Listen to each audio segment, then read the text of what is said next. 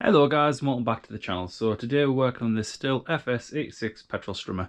Picked this up a year or two ago, hasn't ran for a long time, so let's try and get this thing working once more. Stay tuned. So I picked this up 1 or 2 years ago, and basically I got it from a rental company. The rental company turned around and said that it would not run correctly, it kept cutting out. They did say to me that the switches and everything seemed to be working okay, the head was moving, so the shaft itself should be perfectly fine. So it's just a case of possibly rebuilding the carb. So when I collected this, the first thing I checked was a fuel tank. There's a fuel line going into the actual tank itself, which has a weight, a filter on the end of it.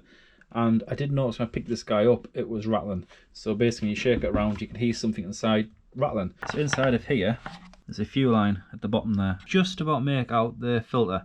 That filter is weighted. So the idea is when you turn the machine on its side, the fuel line will move down to the bottom. If you have it upside down, the fuel line will be at the top. And basically, it just means that you're always getting fuel. When I picked this up, the weight wasn't attached. So pulled the fuel line out using a hook pick.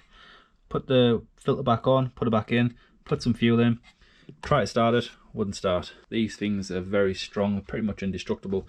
If you look after them, they should last a long time. So I think we might just add some fuel and try and give it a start and show you guys what we're getting and take it from there, but I think it's going to be a carb issue. So I've placed it in a vise and you just basically come down to here, make sure the head isn't in contact with anything, you don't want anything getting caught up. So I've just noticed there's no line on this, so I have to put some line in. You want your choke on, top trigger in, bottom trigger in, put to start, then leave go, and that will stay up. That will allow the spark to commence, and it gives a bit of throttle. Once the engine's running, you basically just pull the trigger, and it goes to the run position. To kill the spark, turn it down. It should be stored like this. For some reason, I've had it stored like this, which isn't ideal. It means basically when you pull this, it will spark.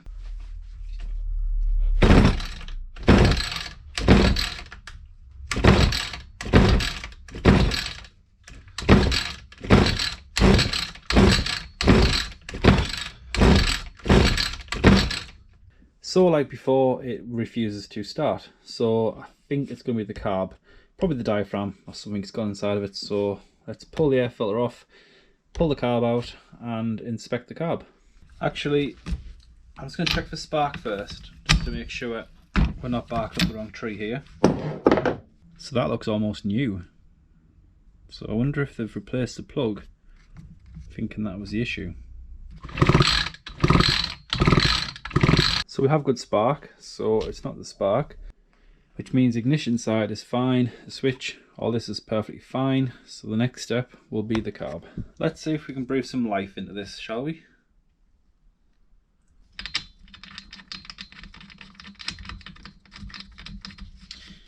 Now this should definitely start.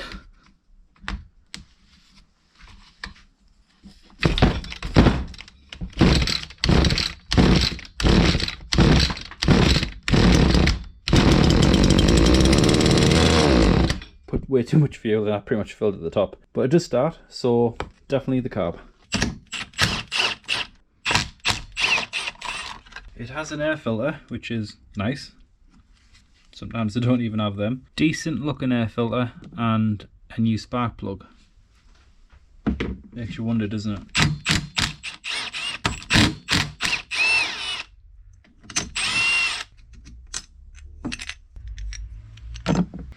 Let's remove the throttle cable and the fuel line, which hopefully won't rip.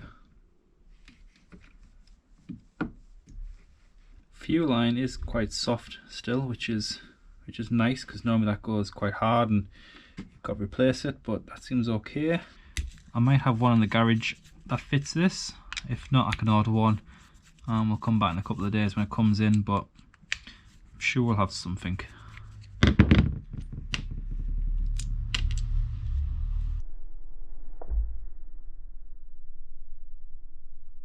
So this is the diaphragm.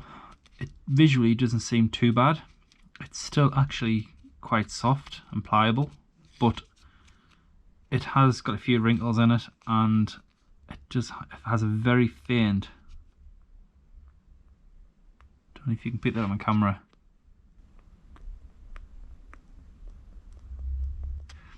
it's just starting to click, so it's probably just on its way out. It's an official Walbro Stihl Carb, which is nice. Means no one switched it out for some cheap aftermarket one. Basically there's a gasket and then that sheet underneath. These basically flap up and down. That one is quite soft, but this one is quite hard. And you can kind of see it's starting to blister. Kind of puffs up a little bit, so I think we're going to call that as being defective also. The low and high needles, these need to come out for cleaning, but they should be about 1 turn out, I think, 1.5. It's 1, yeah, 1 turn. 1 turn for each. So let's remove these. So that is your high, and that is your low. And can you see how the threads go further down on the low than they do on the high? You definitely want to make sure you put the right ones in the right hole. Normally they'll only fit in the one. They're normally a slightly different size. Oh yeah, they are. Yeah, so the low is too loose and the high will not go in the low. You can find sometimes on the cheaper carbs to just use the same size thread and you can mix them up. Definitely don't want to be doing that. I'm going to have a look and see if I have a carb kit or half a kit for this, and I'll get back to you. I did manage to find a complete gasket set. If you're going to use a razor blade, just be very careful. It's aluminium and it will score, so just take your time and it will come off.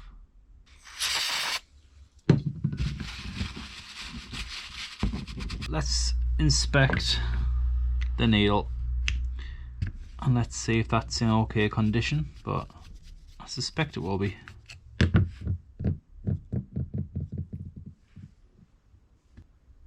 Yeah, that seems perfectly fine. I'm happy with that. I will give that a quick clean. It's a bit grubby, but that should be okay. So some carb cleaner and some compressed air and get this cleaned up.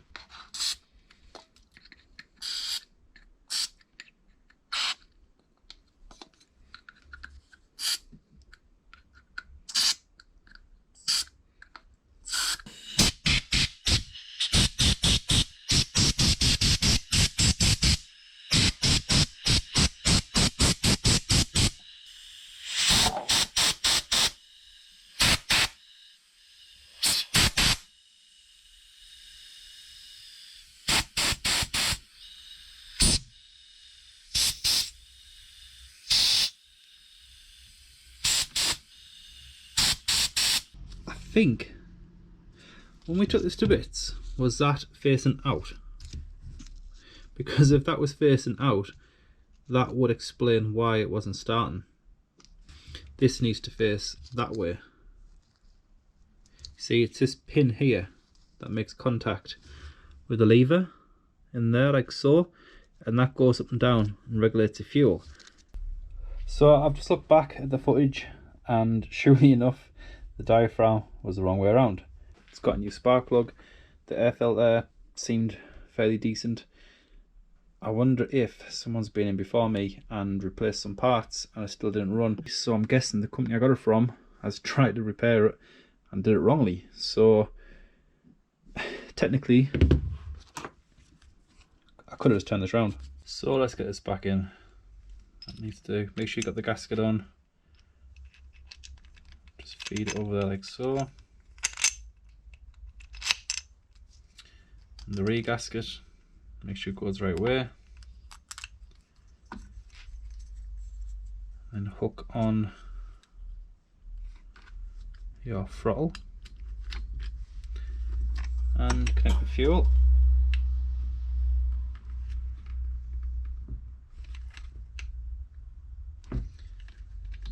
And screw it back in place.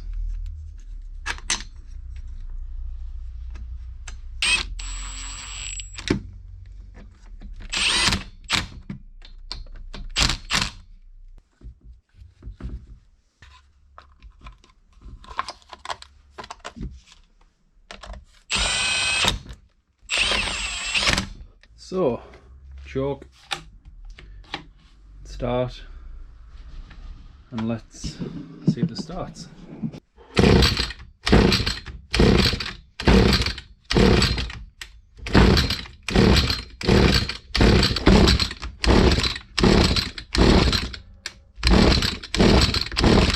Being back inside the carb, basically the fuel was just gushing out. It was going straight through, there's no stopping the fuel. So suspected that, well, it wasn't the diaphragm, it's a brand new diaphragm.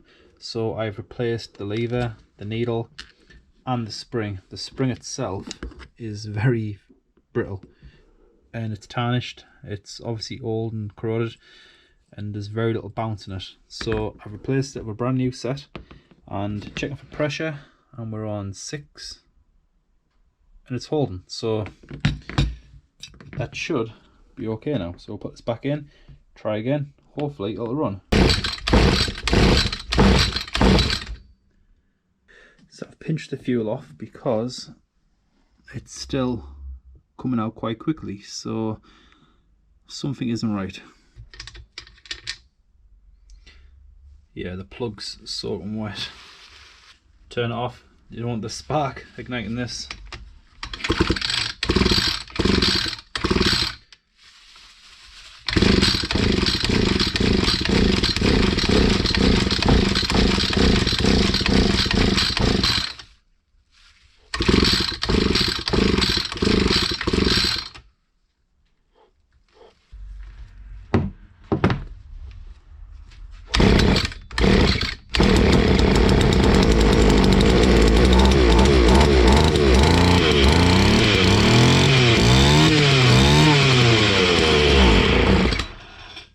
So I think I know what the problem is. I'll explain to you guys in a bit. Let's try and start this. I think it's going to run now. What a mistake.